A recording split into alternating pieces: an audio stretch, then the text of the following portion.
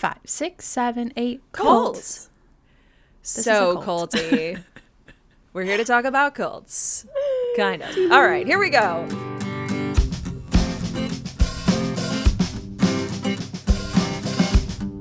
Hi, everybody. Welcome back to Gilmore to Say with Tara and Haley. I'm Tara. This is Haley. Hi, Haley. Hi, Tara. How you doing today? You know, I'm a little tired, but I'm excited. I'm excited to be here. It's Rory Gilmore's birthday. What more could you want? It is. Actually, is that a real question? Because I think there's a lot. It's a long list of things. Several things that I want more. At least one. Than Rory Gilmore's birthday. I do feel like we could apologize to her for last year on her birthday. We did not treat her like a birthday girl. We didn't treat her like a birthday princess. We didn't necessarily, but we weren't really. I can't remember. What did we do for her birthday? Did we just list all the reasons why people don't like her? We just roasted her? Yeah. The episode last year was called Happy Birthday, Rory Gilmore. Everybody hates you. Oh, I remember the title. I just don't remember what we did. And it feels like that was the birthday card we sent her, and we signed our names to it. And so did everyone else who wrote in. That caused quite a stir because we had posted. Ooh, yeah. Stir the pot. This is me. If you're not on YouTube, I'm stirring a little pot here. My little KitchenAid. Yeah, I think that we posted something that said, Happy Birthday, Rory Gilmore, everybody hates you. And people were like, why on earth would you say that? No one hates Rory Gilmore. It's like once we actually put the words out there, people were like, hey, that's not nice. I was like, okay, but where were you when we were trying to defend her? Correct. Where have you been all this time? Where are you in all these comment sections and these videos that go viral? Hey, maybe they are there defending her to the death, but a lot of people were saying like, I don't hate her. I just really don't love some of the choices she's made, which I think is the camp that you and I ended up in. We were like, we love Rory. Comfort character for at least one of us. Yeah. Oh, I just like, there's just something about her. There's just something about the girl. Even though I'm a later seasons girly, like I still love Rory in the early seasons. Yeah. In that same vein of like comments about Rory, we had Stassi Schroeder on last month, and we posted her talking about Rory being a pick-me girl, and a lot of people came to her defense in the comment sections of that video because they once again are coming to her aid, coming to her defense. And I love the like pick and choose of like when we do and when we don't, that like teenage girls make mistakes, but then other times they're like, did you see this mistake she made? I know. So it's a little bit of a little toss up there. People love to cherry pick when they're going to come to her defense and when they're going to roast her. Yes. So we're going to do the same. If you have not, of course. What are we here to do if not to love something, adore something the way that we love this show, and then just like nitpick it just a little bit. But if you haven't already, go lay in your bed, wake up at 4:03. Oh, you might have to do the 4:03 in the afternoon now if you're watching this. That's true. You know, because this comes on this starts airing at 5 a.m. That's true. Maybe we should release it at 4:03. Oh, that'd be fun. I'll schedule its release at 4:03. Oh, I don't know. Or is it just hours that we can do? Not sure. We'll have to figure it out. Maybe we'll release this, at 4:03. Go lay in bed with your mom, regardless if it's either of your birthdays, and, you know, talk about it feeling like doing the splits on a crate of dynamite. Yes, exactly. Maybe go to Denny's. Yeah. Maybe have a birthday party with a cake. And Speaking of birthday party with a cake. Yeah, we're going to have a birthday party with a cake. I know. Not about to. We have about 2 months until we do that. But in 2 months. It'll be here before we know it. It's very true. So we'll have a little birthday party live show for ourselves in December in Atlanta, where Haley is currently residing. But before that, we're going to be in St. Louis for a deep dive Gilmore to Say Friendsgiving. More to say Thanksgiving. Friendsgiving, you're right. Yeah. I named it, and I still don't remember it. A deep dive Gilmore to Say Friendsgiving. Yes. Yes. And it's in a month from yesterday if you're listening to this on the 8th. And I'm so excited. Oh my God. Never been to St. Louis. I know, me too. All of the places we're doing our live shows, you know, in the fall are places that I never been to. We just got back from Ann Arbor by the time this airs. Yes. And so it's a very exciting fall for me, traveling to new places. It really is. Why did I think you had been to Georgia? We've talked about this a lot. You haven't. I have not. I've never been to Georgia. Yeah. I've always wanted to go. I've always been fascinated with Georgia. I've really wanted to go to Savannah, but have never very had a far chance. From there. We won't be going. I know. Thank you. Thank you for curbing my expectations. You're welcome. But I'm excited. It's going to be a lot of fun. So we'll link the tickets in our show notes so that you can come spend time with us, trade some friendship bracelets, just have a silly goose time. Yeah. Oh my God, should I make solely tofurkey friendship bracelets to hand out for Friendsgiving? Oh my God, yes, you should. I think that we should just take quotes or really fun moments from that, and that's what we should put in the friendship bracelets. Oh no, that's not Bible Kiss Bible. Is that Bible? Yes, that's Bible Kiss Bible. That's Bible Kiss Bible. Oh, so good. Oh, good. Yeah. Rolls. Mm-hmm. This is my town. Big small town boy. That is Big Small Town Boy. Yeah. Oh, wow. We have so much good material. Fun time. Yeah. Oh, that's going to be the really Glad fun. Man. Oh, yeah. Should we dress up like turkeys? Oh, Turkey I don't know. and turkey? Let us know what we should wear. Why did I think that? Why did that come to me? They've never done that. What? Dress up like turkeys. I don't know. It could be fun. That's not what popped into my mind. Maybe I'll dress up like Suki. Oh, fun. I'll have a margarita. With a margarita? Yeah. I don't know if I'm going to be sober Suki or drunk Suki. I'll flip a coin. One of them's going to be really... You could be... Drunk would be really easy because we'll be at Sunny Winery. That's true. In St. Louis. Maybe I'll start out sober and then get drunk. Oh, we should do a specialty drink there that has to do with Thanksgiving. That'd be fun. Suki's the margarita. Tofurkey margarita. I mean, the deep fried margarita feels pretty...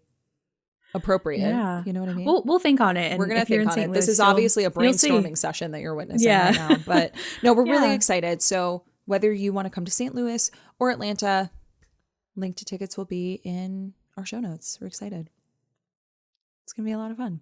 But before we do that, before we celebrate our own birthdays, we're here to celebrate Rory Gilmore's birthday a little differently than we did last year. Again, as we mentioned, there's been some discourse in the comments about, the visceral reaction people have to Rory Gilmore and her character, her choices, etc. And one of our listeners actually tagged us in a story with another podcaster. Her name is Amanda Montell. She has a podcast called Sounds Like a Cult. And she kind of deep dives into these maybe fandoms, groups, etc. that could be a little cultish. And she thought it would be really fun for us to explore together the cultish nature of the Gilmore Girls fandom, which I found so fascinating. And especially the mom mentality that surrounds not necessarily just Rory Gilmore and the backlash that she's gotten over the years, but the mob mentality surrounding opinions about the show. I mentioned this, I don't know if I mentioned this in our episode or the episode we did with her, because we did a crossover episode with Amanda on her podcast, Sounds Like a Cult. But I did talk about... I'm not sure when that episode is coming out. I'm not either. We're talking about the cult of Gilmore Girls we will let y'all know when that one drops. But I have 1000% been leading the charge in the mob mentality against hating Dean Forrester and his character. Oh, for sure. So you got the torch over there. I do. Somebody else has got the pitchfork. I don't know. Luna's got the pitchfork. She's just behind me. It's all the besties. They've all got pitchforks and you got a torch so they can see the way forward. All I can think of is that scene in Beauty and the Beast. Through the midst, through the wood, through the darkness and the shadow. It's a nightmare. Exactly. Yeah, that's just what's Kill playing. The Beast. Yeah. But no. Certainly Dean don't want sucks. to. Yeah, Dean sucks. Don't want to take it to too far of an extreme. No. But that's why we have fun having these conversations, because obviously it's all silly goose fun in the end. But we had Amanda on to kind of talk about the mom mentality that surrounds talking about characters, whether they're real or fictional, and her fascination with that, because she loves Rory Gilmore. She grew up watching the show and not really attaching herself to it until she was an adult, but she has some really fascinating opinions on Rory and her character and her involvement and the fandom's reaction to her, which I'm excited for you guys to listen to. Yeah. And I feel like she's a really perfect person to talk about this sort of idea, because she's not only a podcaster, but she's a New York Times bestselling author with her book Cultish, which is where a lot of her where you learn a lot more about her cult fascination. And her other book that came out this year, The Age of Magical Overthinking. So it feels like those two things kind of align, because what are we doing but overthinking about this thing that could potentially be a little cultish, which is what we did discuss on Amanda's podcast. Oh, yeah. Her podcast, she's so intentional about the way that she breaks everything down, the questions she asks, the game she plays. She's so smart. She's so creative. Oh, I loved playing the game on her I know. podcast. It was so cool because she kind of does take you through the ropes of like, do you think that this is a little bit cultish? And also highlighting that doesn't necessarily make it a bad It's not bad, but that's another thing we talk about in the podcast on Sounds Like a Cult is that like there's like tiers, a spectrum of it a little bit, and we think that it kind of falls into like the early one where it's okay. I can't remember exactly what it was. You'll have to listen to that episode. Yeah, I loved what she called exactly it. It was a very, very fun game to play with her and a very cool conversation to have. And I know a lot of people walk away and they're like, I don't think I'm a part of a cult. I think other people will be like, yeah, I'm in a cult of Gilmore Girls. And you know what? If loving Gilmore Girls is wrong, I don't want to be right. Exactly. So here's Amanda Montell. Amanda, welcome. We're so happy to have you on Gilmore to Say. I'm thrilled to be here. I just had a Nutri-Grain bar. I'm energized. I'm ready. Oh, I love that. How 2000 of you. It was a perfect snack. Exactly. Yeah. Exactly. It's basically like an after-school snack energy. I don't think I've had a Nutri-Grain bar since the year 2000. So. And listen, it was the apple cinnamon flavor. Oh yeah. That's classic. That's timely. That feels fall. So very cozy. fall of you. You're completely within the aesthetic. I'm ready. I am ready. Yeah. So this episode is airing on October 8th. And do you know what October 8th is in the Gilmore world, Amanda? Oh, in Mean Girls, she asks for a pencil on October 7th. Right? October 3rd. October 3rd. Oh shit. Am I going to get roasted by your listenership? No, if I don't think a lot of them know. No. October 8th. This is going to make you laugh because this is also very, very culty of us. But Is it it's Rory culty? Gilmore's birthday. Oh, love that for her. Okay, Libra. Yeah. Yeah. I Cult know. of astrology.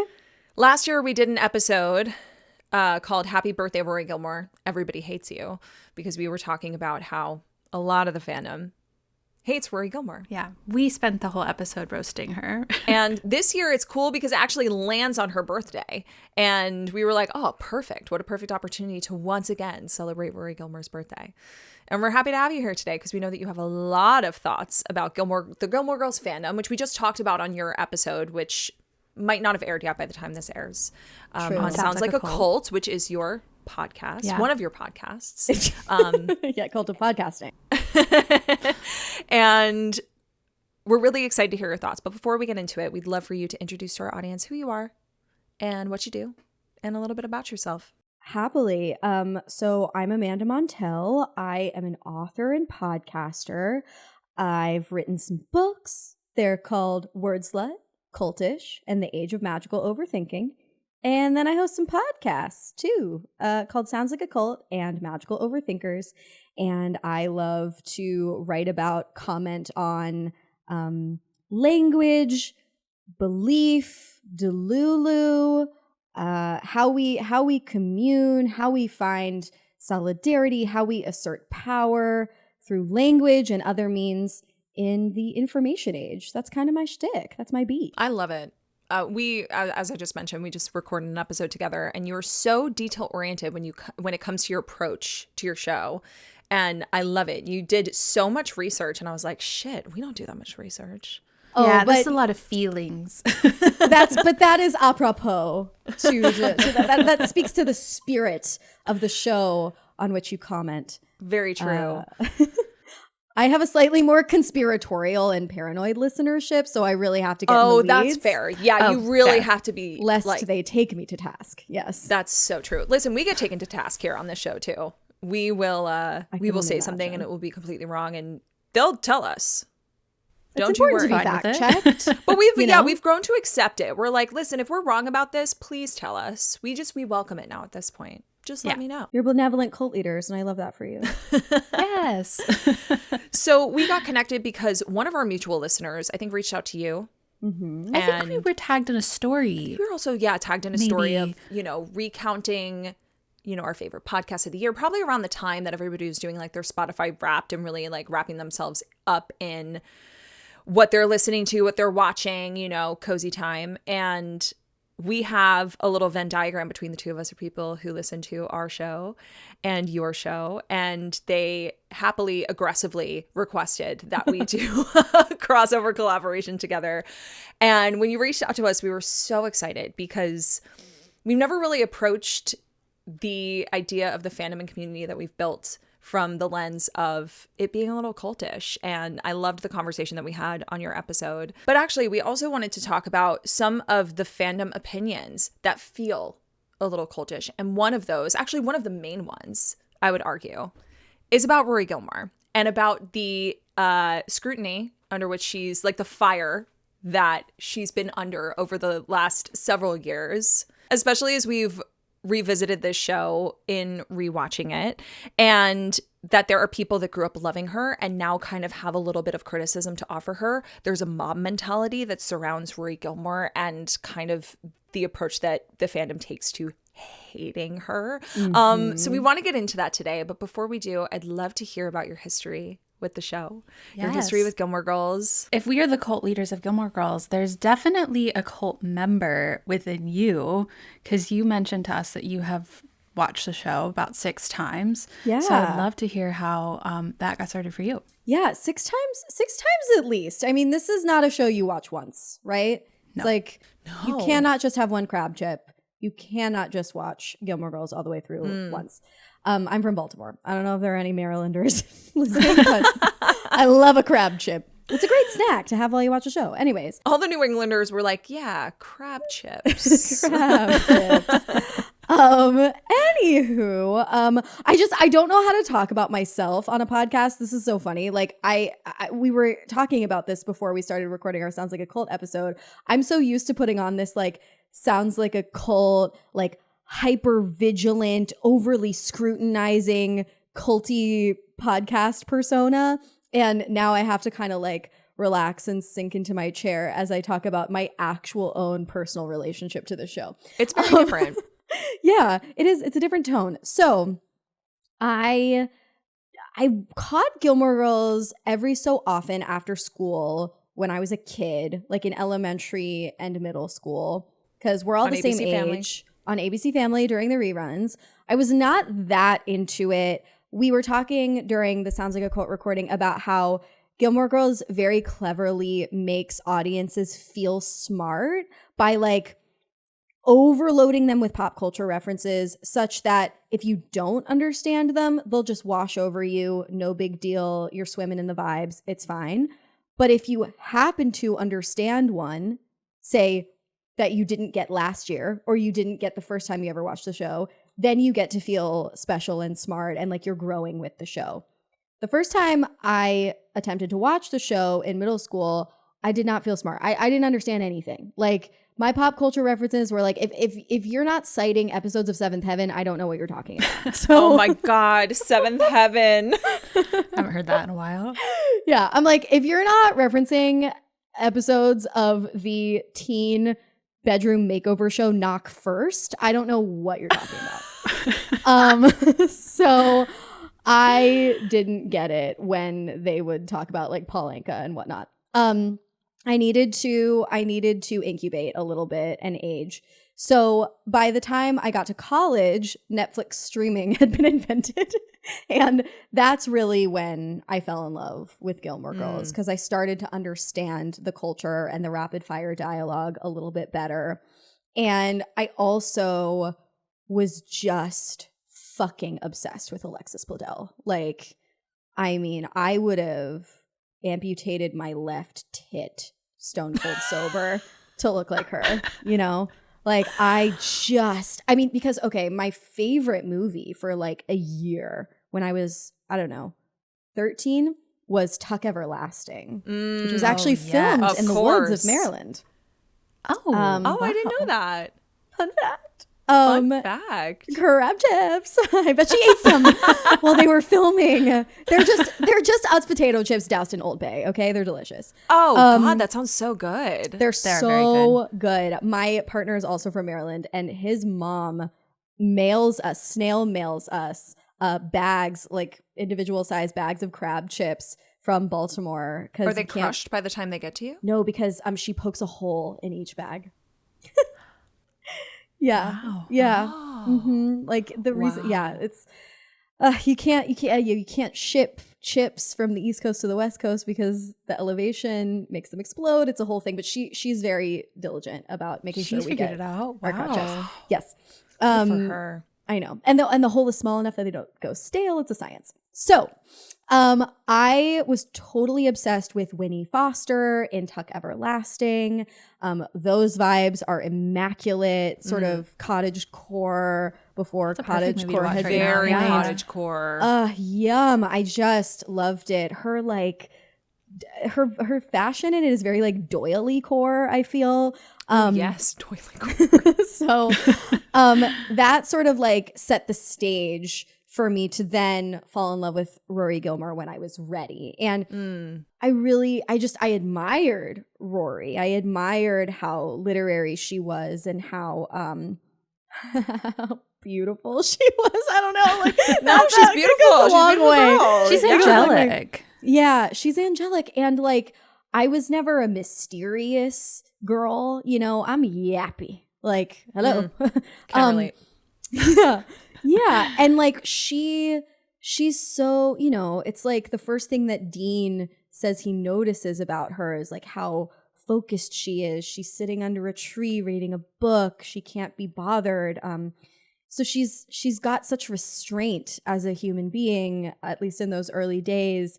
She's got just those porcelain doll cheeks and says just the right amount, never a word too much. And I was like, oh, to be that smart and not exploit it verbally at every turn, I look up to that. So I will always look up to that. So that really got me. And I'm now, I mean, we're all now the age that Lorelai is in season 1. I know. Which Isn't is a that total crazy? trip. Yeah. Total and I'm trip. like, oh, does she look older than me? I Or am I know. Delulu? You know? It's very trippy, but I still view her as mom. I'm like, you're older than me. Max Yeah. Medina, you're older than me. Max Medina, isn't Max Medina like 38 or 39? Come on. Like, He must be. I don't know the exact age, but he has to be. But he has to be a little bit older. But still, like, Lorelai Gilmore, you are older than me. You I know. have to be. I know. You're But like in touching fact- your nasolabial folds. I'm just like, it can't be. I'm not ready. So yeah, I really fell in love with it in college. And then, you know, as you do, I continued to rewatch it, not in that super ritualistic sort of autumnal annual way. I was going to ask what kind of watcher you are. Yeah, no, my rewatching was never that regimented or ceremonious. It was really just like I would dip in to an episode chosen at random here and there. And so I kind of like, I think I've puzzle pieced together that I've seen the show 6 times all the way through, but not in a linear fashion. Us too. We call it popcorning. We popcorn through episodes. Exactly. Just a little Suki spice here and there, you know, Yeah. a pop of this, a pop of that. So, and then I introduced my partner to the show, I guess, during the pandemic. I mean, peak rewatch era, peak nostalgia era. When we were all searching for some mashed potato comfort during the potential apocalypse. And Casey, who is a cis male, watched it with me. And, you know, there is a general fear when a cis man watches Gilmore Girls with you that some kind of unconscious misogyny is going to cause them to think that it's frivolous. Or that it's corny, or that it is somehow less valuable than another show with a male protagonist or whatever. But sweet, sweet Casey, I should never underestimate his feminism because he loved it, his Gilmore Girls feminism. He loved it immediately. So a little backstory is that my partner, to whom I'm engaged, can't stand the word fiance. Also, I proposed. Hello. Come on. Oh my gosh, how Lorelai Gilmore of you. Oh, that's so funny. Yeah. Because, like, the only examples I'd ever seen of, like, a woman in a partnership proposing to her male partner were in TV shows. And Gilmore Girls is one of them. And then the other one is as you now know, my favorite show of all time, the acclaimed early 2000s HBO series 6 Feet Under, premium cable, a little different vibe. So we have known each other since middle school. We met during doing community theater. Oh, cute. And reconnected as adults. And Rory and I have some qualities in common. I would cut off an appendage to be more like her, but like we're both sort of, you know, like round-eyed brunette girls who love books. And so Casey he also gravitated toward Rory for the same reasons that I did, because I really wanted to be her, and I think he saw some of me in her, and so I think Casey has like a little, you know, like fictional crush on Rory. And so he really... Is that like really just like help your like need to look like her? Like you said you would remove your face to have her face on it, that your, I won't say fiance, your partner like has a crush on her via you? You know, You're it has actually been really healing, because because in my mind, like I would love to be more like Rory. I am a worthless worm compared to her, but he immediately saw like some similarities, but likes me better anyway. So that thank God. Yeah. What a keeper. Yeah. Such a keeper. Sweet thing. So that has actually been healing for me. So I'm so glad. Thank you. We started watching it pretty diligently in a linear fashion together. And so I got to rewatch the show through his eyes, from his perspective, and that was really fascinating. And I have also developed just like a real transfixion with the rewatch culture, with the super particular parasocial relationships that people have developed with Rory in particular. I remember when we were corresponding about what might be a good subject to tackle on this episode, I was like, well, I've never had the opportunity to formally scrutinize the fact that I have often seen critiques of Rory being like, oh, she has such main character energy. How dare her? Like, Rory thinks she's such the main character. And I'm like, babe, she literally is the main character in a fictional invented this for TV you. show. And so I'm just really fascinated in general by parasocial relationships, and I and celebrity worship, and I write about those phenomena pretty extensively in the book that I just published earlier this year, and I talk about them in the context of pop culture, cult fandoms on my podcast, Sounds Like a Cult, and actually on the Magical Overthinkers episode, podcast, we just did an episode on celebrity worship, and I interviewed a brilliant New York Times opinion columnist named Jessica Gross, and I was shocked and delighted when, as an example of a parasocial relationship that she was in, she brought up Gilmore Girls, because she and her two young daughters, or one of her two young daughters, are constantly watching and rewatching the show. And she went off on a tangent about Rory as an entitled millennial that we actually ended up getting cut from the show because it was such a deviation from the central topic. And so I was like, if even this like absolutely rational like New York Times columnist whose job it is to unpack pop culture from this, you know, very level-headed left brain point of view, if even she is getting absolutely caught up in the tornado of dressing down Rory, I was like, I gotta talk more about this. So I'm really interested in just the thinning veil between fiction and reality, between worship and dethronement, between, you know, parasocial relationships and real relationships, as is represented in the character of Rory Gilmore. Yeah, that's so fair. And we talked about that a lot in our episode together, about how our fandom tends to attach themselves to a lot of what's happening in Gilmore Girls because it's such a core memory for them. It's been, like you said, kind of a ritual for all of us to rewatch this show, whether you're doing it in the fall or whether you're doing it year round.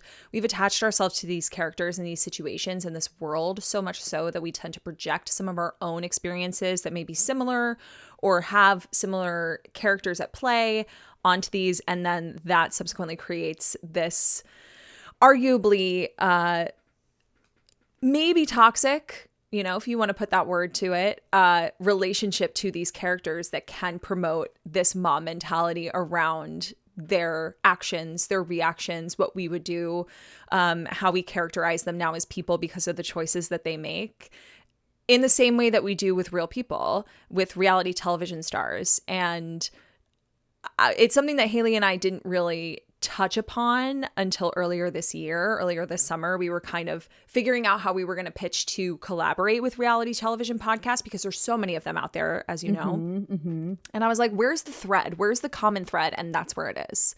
That is the line, is that like we kind of walk the line of talking about fictional characters like they are real people. Well, and we talk about reality TV characters as if they are fiction. There's so much dehumanization that goes on behind the scenes and from the viewership because reality TV exists in this uncanny place where it's like, is this persona? Is this who they really are? Like, are we allowed to talk about these people as if they are just these fictions because they are sort of giving us permission to, or do we owe them? Do we have like a certain duty of care because they are human beings, real human beings, and those are their real names, ostensibly, at the end of the day? There are a lot of questions. There are a lot of blurred lines separating what's real and what's not real when it comes to television. But I loved your point that the sort of fanatical discourse surrounding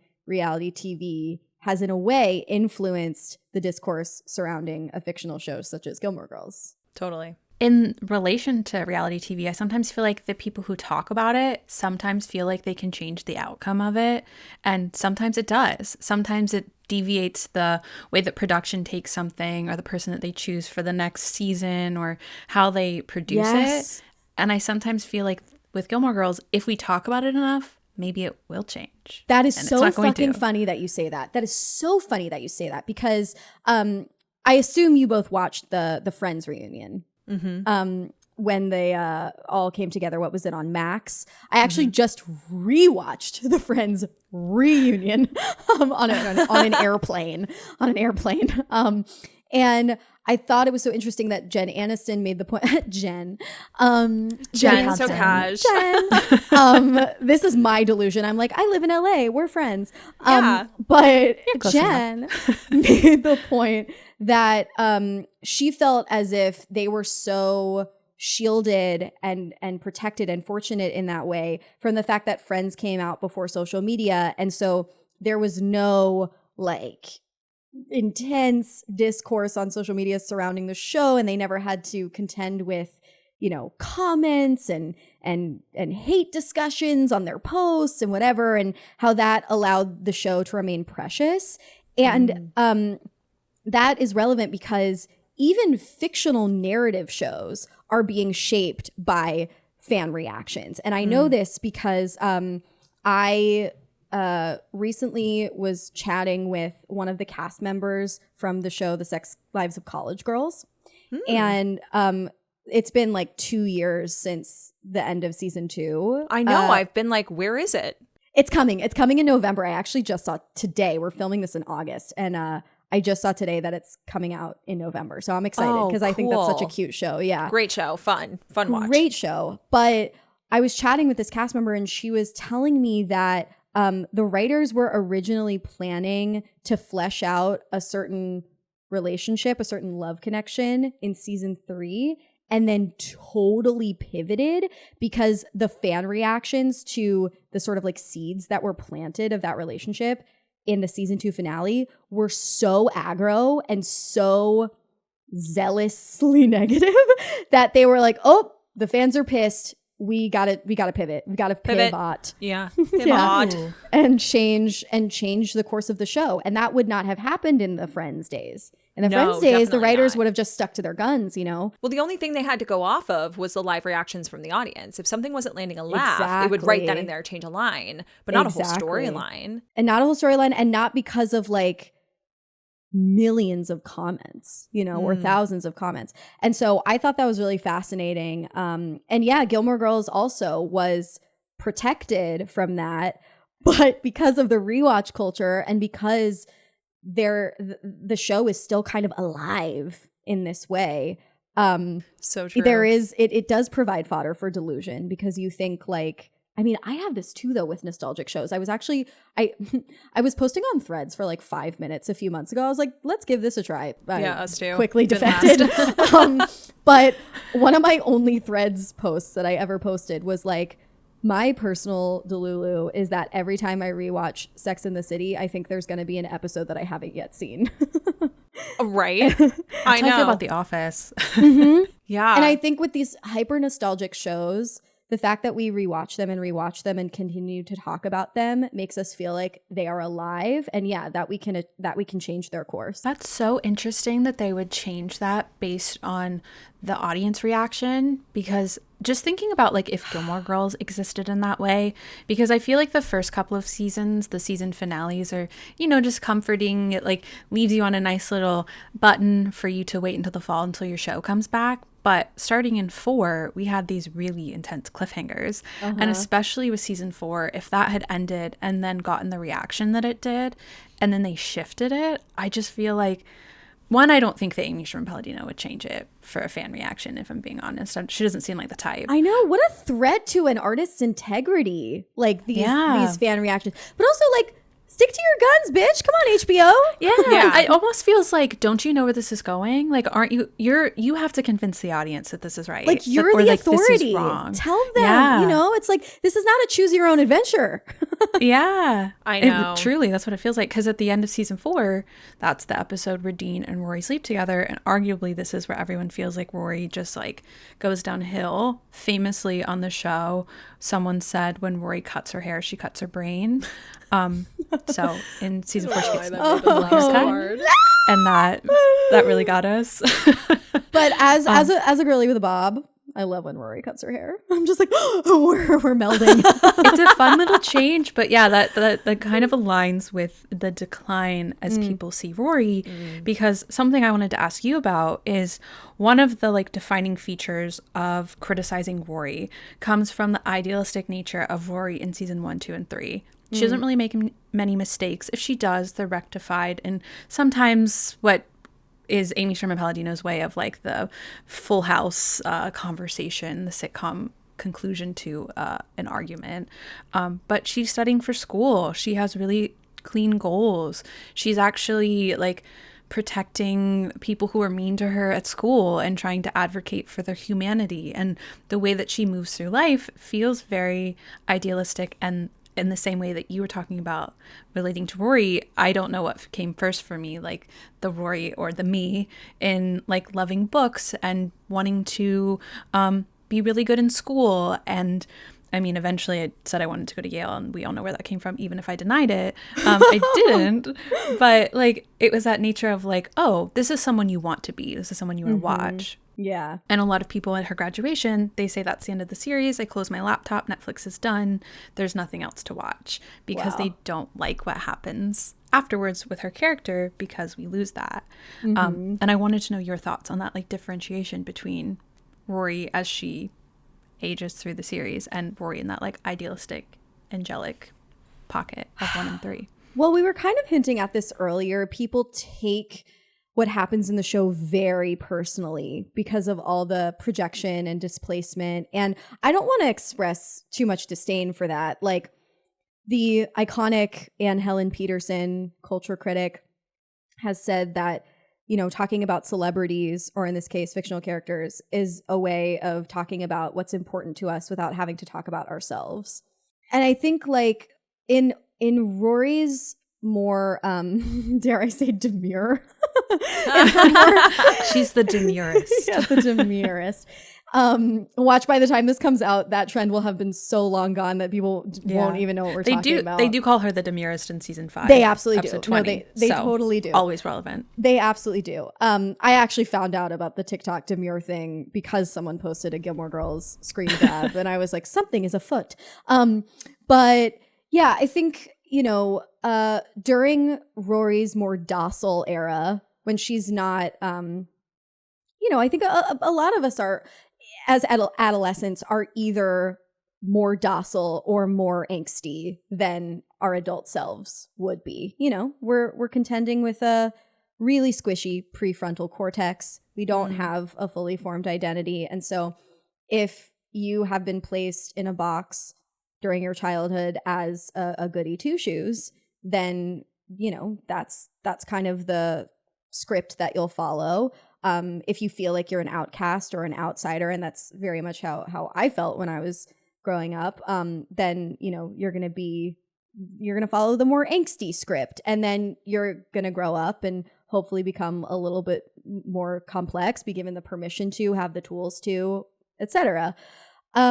So I think there's a romance surrounding the sort of simpler goody two-shoes part of Rory's story, because it isn't as complex, it isn't as challenging. That is the era that I romanticize personally. Like that's the Rory that makes me feel those warm fuzzies. And the warm fuzzies are two-parted, because on one hand they just feel really comforting, but on the other hand they don't provide as much fodder for scrutiny or as much fodder to like truly understand myself by using Rory as like a frame of reference. So I think when Rory grows up and starts to get a little bit more complicated, people take it really personally, and some feel betrayed because they were like, wait, you were supposed to be this person, and that provided comfort, and I don't want to be challenged. This is Gilmore Girls. Totally. No, that's so fair.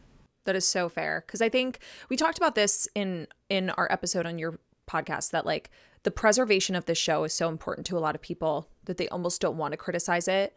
But I think that can be applied here, that a lot of the reasons that people close their laptops at the end of season 3 is because they're like, I want to preserve this character in who she is, because this makes me feel really warm and fuzzy. And when she starts making mistakes that, again, puts me in a place for her actions to then characterize her differently to me than she was when she was, like you said, this like docile little pumpkin in Stars Hollow.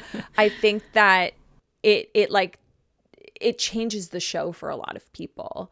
And I find that to be so fascinating, because Amy is the kind of writer that she wants to write real characters, and there is no way that a real person is making the smartest choices at all times. So do you want to live in, it's this weird, like, do you want to live in reality, or do you want to live in this, fictionalized kind of la-di-da kind of life? And I do think the answer is the latter. I think a lot of people want to live in this like beautiful fictional small town where their problems, like the stakes aren't very high, but when the stakes then become very high, they're like, oh wait, I don't know if I want to do this. Yeah, and like I think Rory is a proxy for so many of her viewers. We talked about this in the Sounds Like a Cult recording, but like in the earlier seasons in particular, she is so neutral.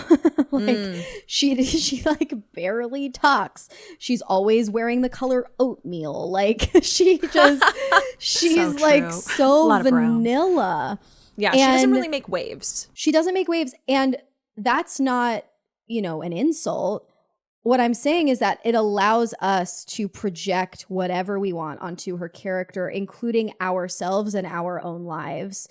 And when we like fill the vessel that is seasons 1 through 3 Rory with ourselves, it almost makes us feel like we're better because we're like flavored Rory, like for me, I was so angsty even in college. Like, I was an NYU student. I was like that Rip Tights 2010 Tumblr girl, and like yes. when I could when I watched Gilmore Girls and could put on Rory's seasons 1 through 3 uniform with the chunky Billy Crystal sweater, you know what I'm saying? I felt like it made me, oh my God, speaking of coming of age, we can keep this in. You know who's calling me right now? I think it is so lovely to have intergenerational friendships. And I actually have a friend who's 22 right now. I met her at a TEDx conference that she organized and that I spoke at. And she, sweet thing, like, we all have proxies, I think, in our lives, like that remind us of ourselves at certain points in our life. If we have intergenerational friendships, you know, like I have friends that are in their 60s, and this is a friend who's in her early 20s, and I don't have a little sister, but like she's in college and she calls me for advice, and it makes, even when she's going through something hard, it makes me feel nostalgic for when my problems looked like hers. Anyway, I think it's apropos that she is calling me right now. Anyways, when I was her age, my past is calling me, ding ding. Ding ding. When I loved it. when I was this gal's age, and I, you know, aspired to be like Rory, and I could watch the show and put on Rory's oatmeal uniform, it made me feel more wholesome. It made me feel like I could tap into a self that was closer to that sort of like it I don't want to say it. It was like adding almond milk to the black coffee that was my life. Yeah, sure.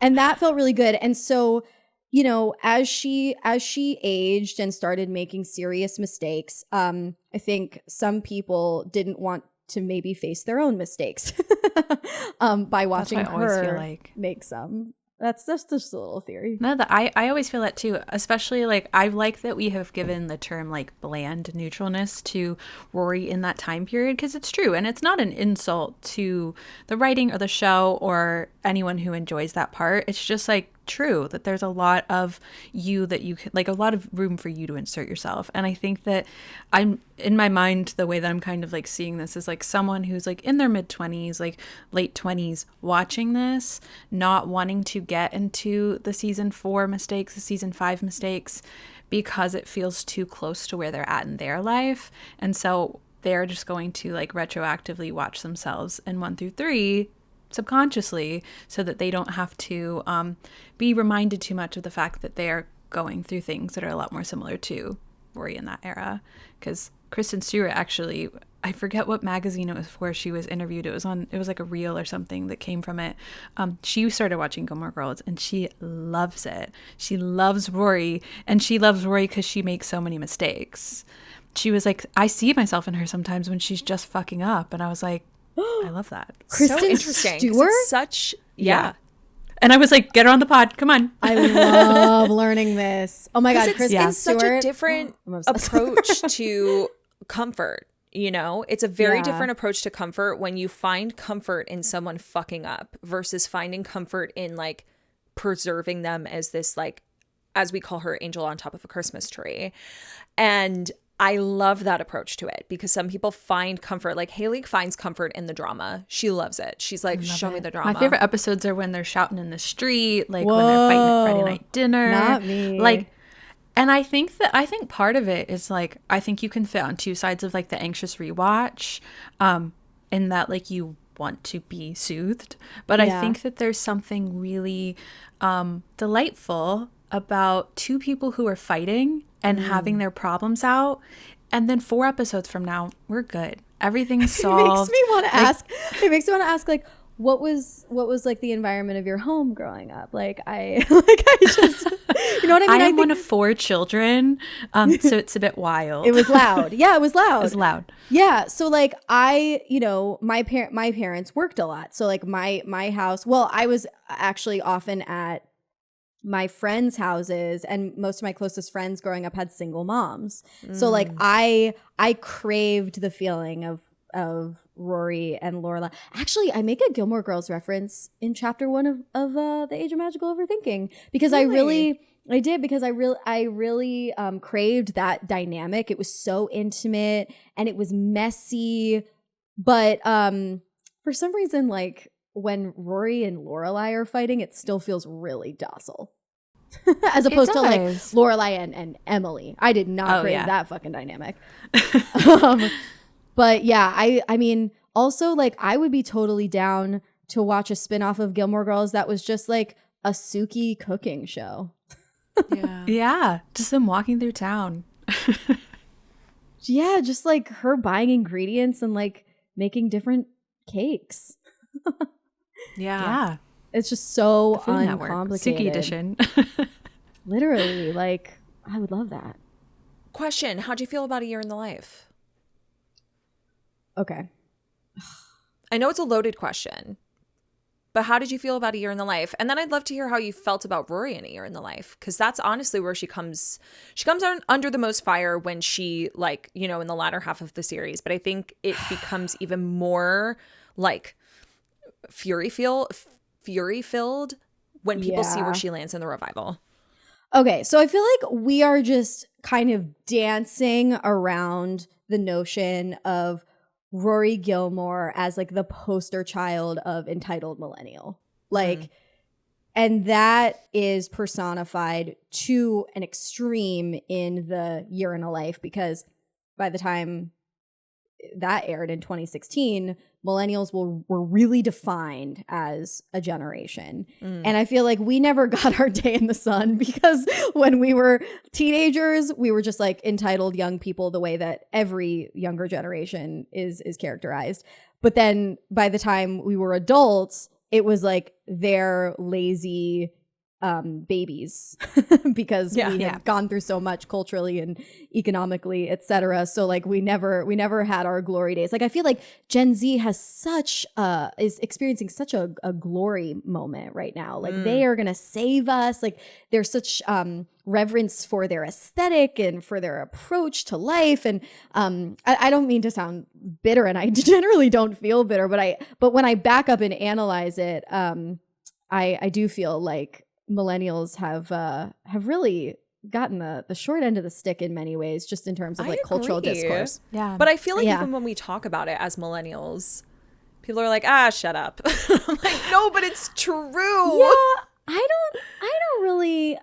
don't know. Yeah, no, that happens. Like I definitely have been critiqued as like millennial cringe. But I think it's just because I dare to open my mouth as a woman. There's misogyny in those critiques. I feel it. Of course. Anyway, I feel like there is a sexist flavor to millennial cringe accusations. And I actually feel like that really manifests in Rory. Because why is she the poster child of millennial cringe? Like why? She's not real. She isn't. That's a reminder here. This is fictional.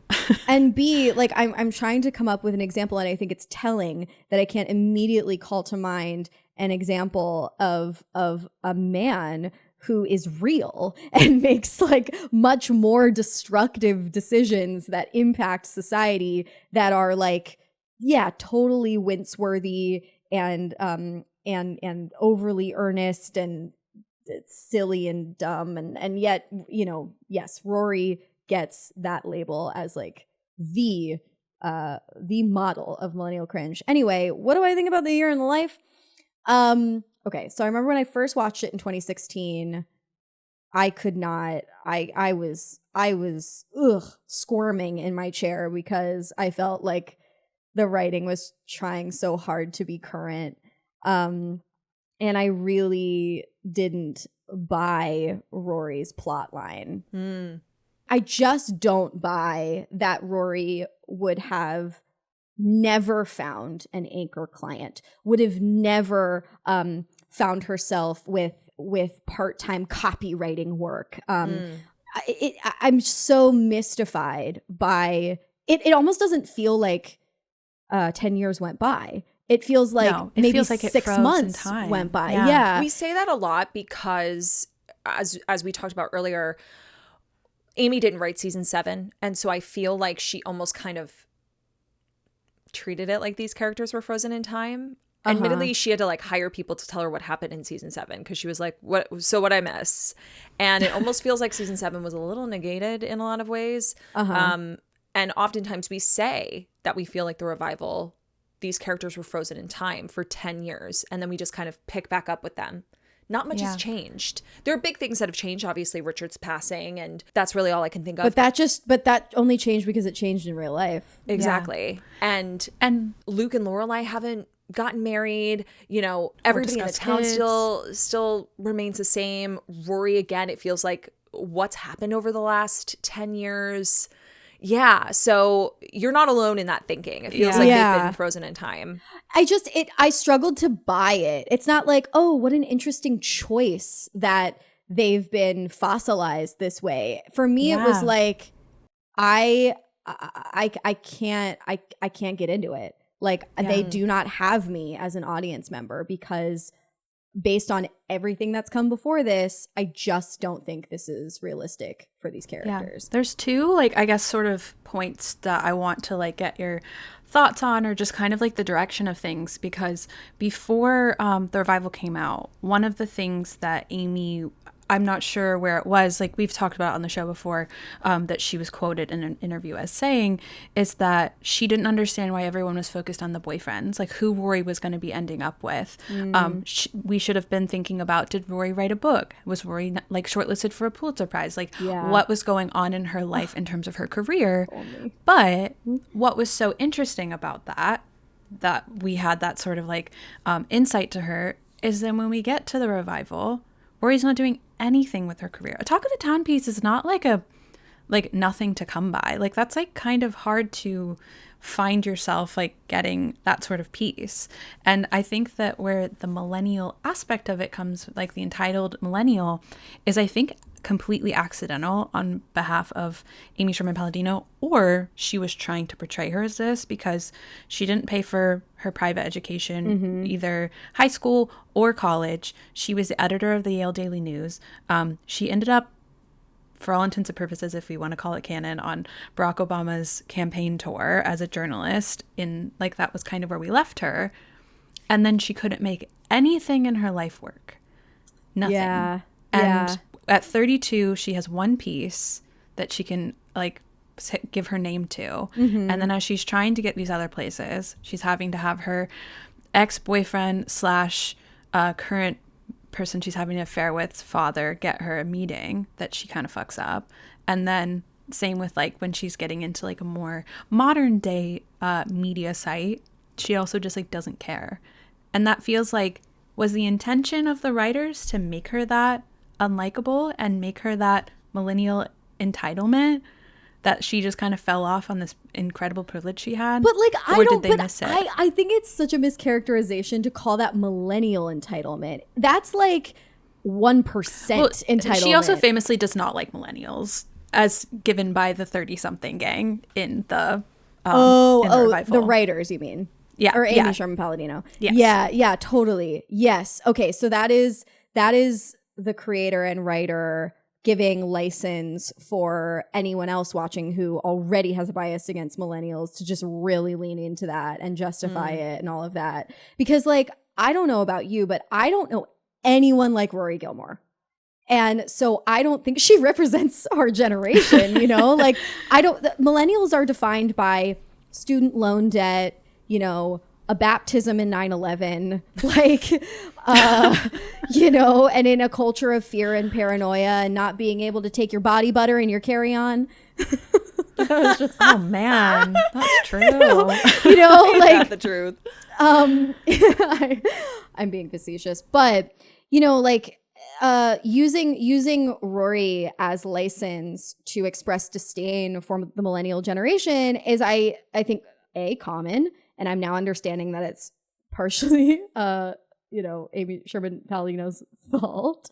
But I think it's unfair because I've never met someone like Rory Gilmore. And maybe this just has to do with my upbringing, my background, my personality. I don't know, the types of people that I gravitate towards, whatever. But like, my partner went to Princeton, so you would think that like at this point I might have come across someone who grew up with rich grandparents and no sense of industriousness or hustle or whatever.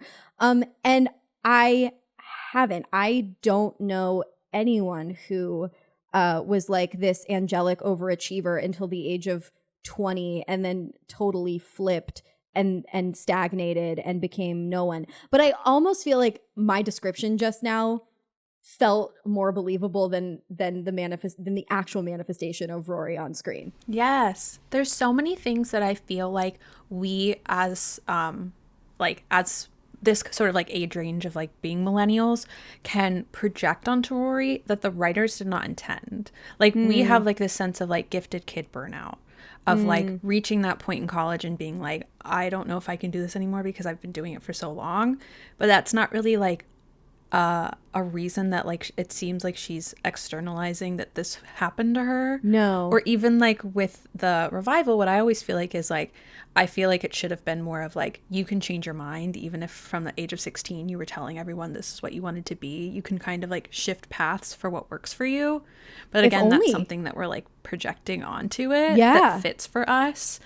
And I think sometimes that's why, at least for me, why I get really disappointed with what they did with Rory, because it felt like they had set up this character to, even in like the interviews beforehand, like that little clippet that she said of like, stop focusing on the boyfriends, that when we get to the revival, we're just focusing on the boyfriends again. Totally. Yeah.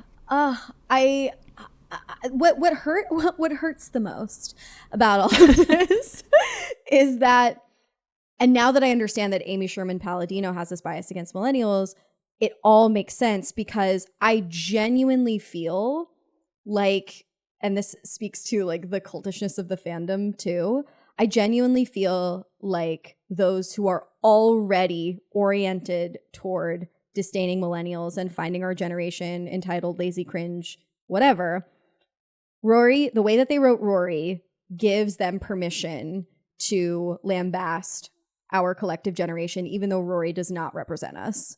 And I think that's, and that is emboldened by that really, really thin veil, that blurry line between like Gilmore Girls, the fictional show that is not that fucking deep, and the reality of what it means to people and how they treat these characters as real human beings and how they treat the show, not only watching the show as a core memory, but the events in the show as core memories of theirs. So like these blurry lines, I think, have real life repercussions. I'm trying to think of an example. I guess like my only evidence for that is like a general feeling. Like when I was speaking to that New York Times opinion columnist who I respect so much, I love her writing and I cite it a lot in my work. Like her, you know, she is the eldest millennial. So she's like borderline Gen X. I think she's like 42. And her kids are Gen Alpha. And she was like, yeah, Rory is the ultimate entitled millennial. She and Lorelai are only friends with people they can have power over. And I'm like, those are two, in my opinion, those are two completely separate statements. Like, it is not classic millennial behavior to only befriend people you can have power over, you know? Yeah, it's like just this negative attribution to like, you just pile it all on when it's like not necessarily true. Because something that we like to go back to a lot is like, what do we think the intention of the writer was here? Like, because like, I don't think she was necessarily making a commentary on millennials here, like with the mistakes that Rory was making. But I think that the discourse surrounding Rory, like especially on TikTok, if you diss Rory Gilmore on TikTok, you are 1000% going to go viral every single time. People love to hate on Rory Gilmore, which was what our episode last year had a lot to do with. But what I was going to say is similarly to Haley, like, I don't think the intention of Amy was to like shit all over millennials. I think that she had like little strokes of that in the revival with the 30-something gang. Mm-hmm. I think that her commentary or the direction that she wanted to take Rory's character in was that there are going to be kids that are quote unquote gifted, kids that are like that really shine when they're younger, that by the time they get to their early 30s, all of a sudden they're either burnt out or they don't know what to do. What's my next direction? Like the work is dried up, which interestingly, and I don't think this was the intention, was very ahead of its time considering where we're at as a millennial generation right now. People on TikTok talking about how it's really hard to find a job, even though they're very qualified. People feeling like, post-pandemic, is this what, is the direction I want to take my life in? Pre-pandemic, what I want to take my life in now. I think it was kind of a commentary similar to that, ahead of its time, where there are people who were valedictorian in high school who all of a sudden are like, wait, what do I do when I no longer know what direction my life is heading in? Which I think can be a very relatable thing, maybe not on that scale, because I agree with you. I don't know anybody like Rory, where like maybe they were valedictorian of my high school. And then turned down a perfectly good job at, what's it called? Tattle? What's What's the name of Sandy the Says? Sandy Says. Sandy Says. Tittle tattle. I actually wish it was called Tittle Tattle. Sally. I think it's Sandy Says. Sandy Says. I've never even heard of that. Like, every millennial I knew in 2016 was taking whatever job they could fucking get. You know what I mean? Even those who had rich parents. Like, I wish everything we're talking about, that very relatable reevaluation in the face of culture-wide crisis of everything you thought your life was going to be. I wish that had been explored more earnestly and like directly. Yeah. Because, exactly. We're just kind of like shoehorning the narrative that we need into this ultimately like pretty underwhelming and unbelievable revival. Yeah, the revival is pretty widely criticized amongst the fandom. There are a lot of people who want to see what happens next. I personally think we should just leave the story where it is. If they made another one, I'd watch it. I'd prefer a prequel. Yeah, we talk all the time about wanting like a Richard and Emily prequel when they met at college. Oh, yeah, that would be a lot of fun to watch. But I don't know that we need any more story. But the reason that I, brought up the revival is because I do think that really like just kind of inflamed the rhetoric surrounding the mom mentality of Rory's character. And I know that you have a lot of thoughts on the way that people kind of come together in their mentality when it comes to like cultish vibes. How do you feel like that applies to the mentality of those who criticize Rory Gilmore and the mom mentality around hating her character? Yeah. Okay. Well, I think there is a really cultish convergence of TikTok virality, algorithms, what you're incentivized to say online and thus justify because you've said it publicly and it was really engaging and you got a lot of validation surrounding it. And then, maybe at first you only believed it a little bit and now you really, really, really, really believe it. Mm-hmm. Yeah. Like, not to constantly get like this, but some sexism, some garden variety sexism in the mix. And yeah, the sort of parasociality of it. I don't think that there would be such a passionate culture of Rory critique were she not so heavily romanticized in ways she probably didn't even deserve, in the earlier days of the series and still, like, I'm sure there are still like hardcore Rory stans who, exactly, they close their laptop after season 3, is it? Yeah, we're referencing a TikTok where someone like literally just like, the show's done. yeah. And like, I certainly romanticized Rory. I don't to an extreme. I mean, it's, again, not a real person. But it really calls to mind this notion that continues to fascinate me. I wrote about it in The Age of Magical Overthinking, but it's a psychological phenomenon called the halo effect. It's a cognitive bias, which is defined by our penchant to admire one quality in a person and then jump to the conclusion that they are perfect overall. So like, Rory is pretty and she likes to read. We jump to this conclusion that she is, a moral paragon, that she like, votes the way that we would vote, like all these things. Yeah. And then when she makes mistakes or proves herself fallible and human in the context of this fictional show, we feel the need to dethrone her from this pedestal that we put her on and that she never deserved to be on. it's like, I mean, in this Sounds Like a Cult episode we recorded, we were talking about the contentious overlap between Swifties and Gilmore Girls fans. And like, these are some of the same cycles of worship and dethronement that I see in the Swiftie community of Taylor Swift. You know, we connect to her lyrics. We jump to the conclusion that she is worldly, nurturing, supports the same, you know, political actions that we do, cares about us as much as we care about her, etc. And then when she disappoints us in one way or another, we feel the need to punish her in our own little parasocial way, go through a parasocial breakup. And I see some of that same energy surrounding Rory, which is all to say that like this entire conversation and these comments that I'm making about Rory are not to like defend her in any way.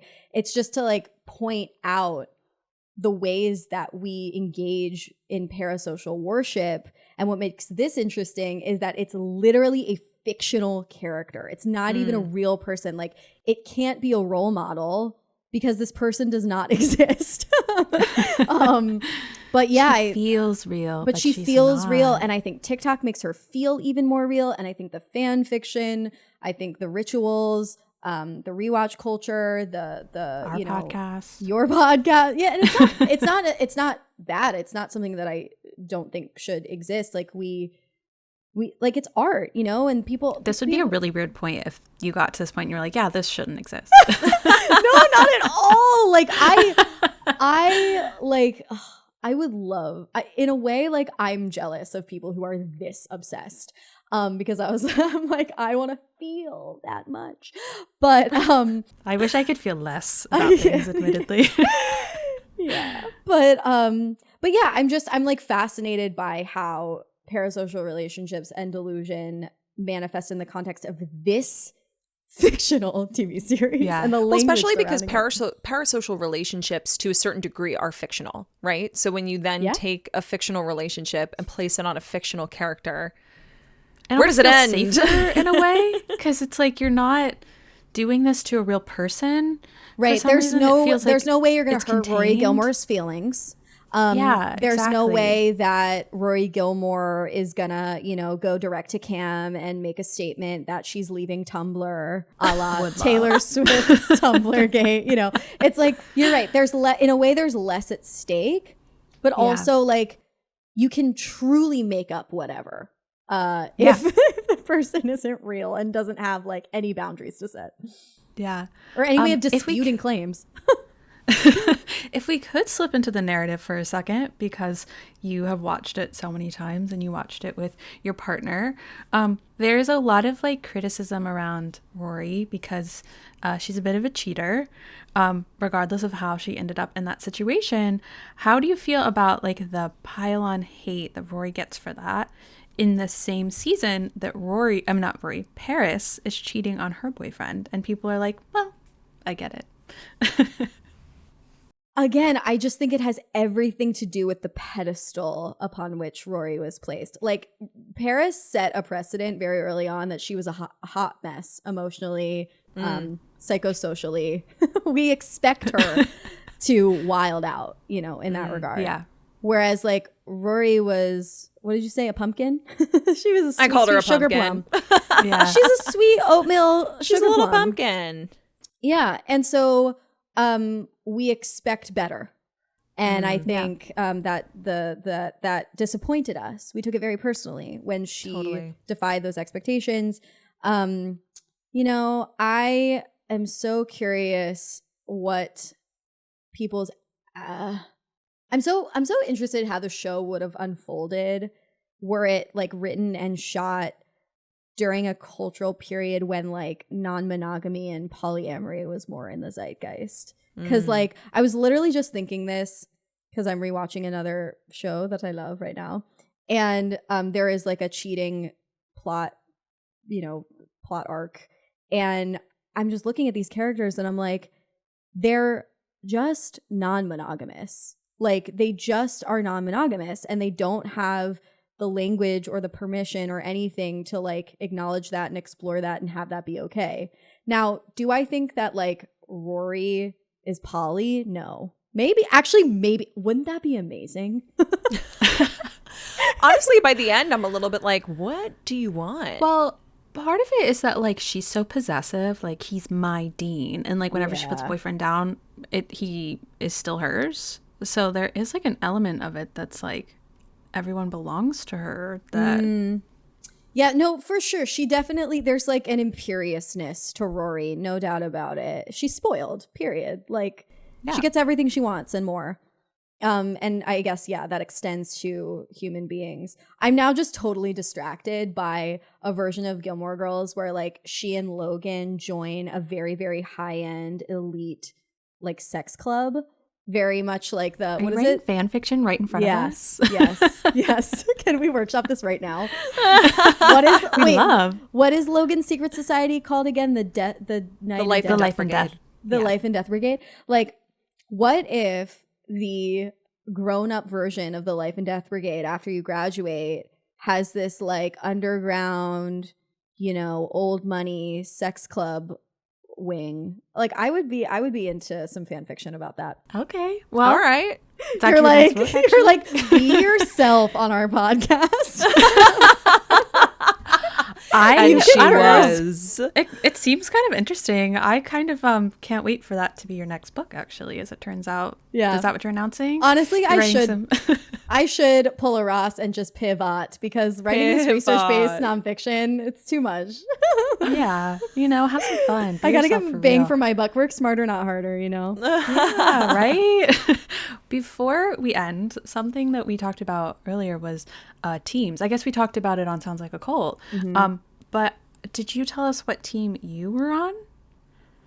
Oh, I'm so reticent to identify with a team, Of course.